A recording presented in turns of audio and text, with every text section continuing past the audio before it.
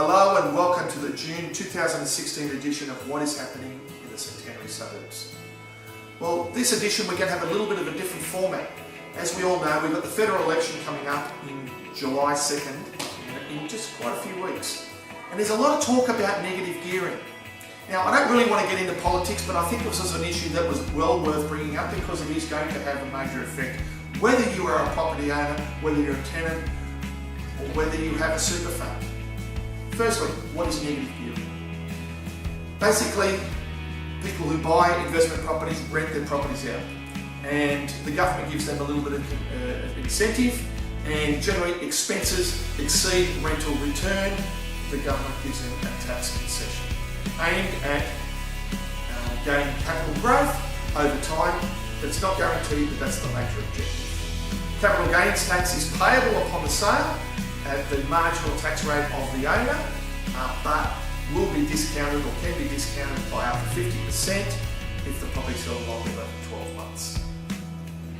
The ALP's policy is to adjust negative gearing and apply it only to new properties purchased after 1st July 2017. Existing investment properties will remain unchanged, but will lose that negative gearing concession upon resale.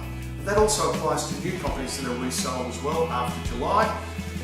They will also lose that negative gearing concession. Also, the capital gains tax discount will be reduced from 50% down to 25%.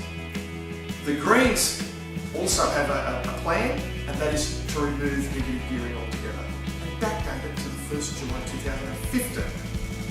Now, what are the downsides of these changes?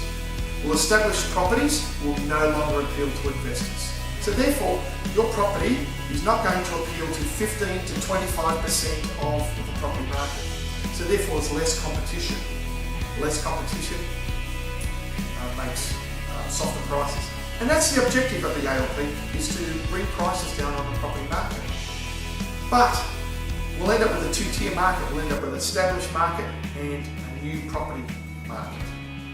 And who wants to go buy a property and then sell it down the track and potentially resell it for less than what you paid for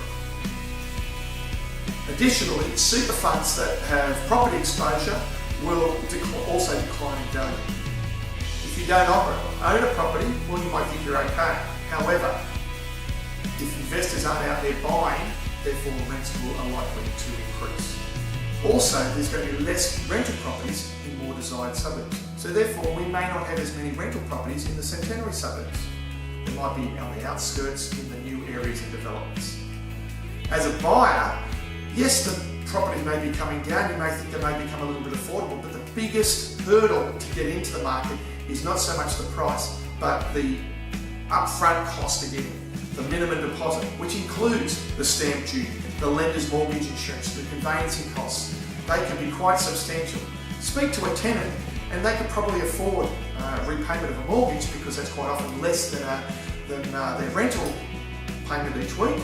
However, they can't save the large amount of money that's required, the 5, 10, 15, 20% to get into the property market. Additionally, the way that the ALP is structuring the policy change coming in on the 1st of July 2017 could cause a big run on property sales up to that date, whether it be new or established, and then create a big void post-July 2017.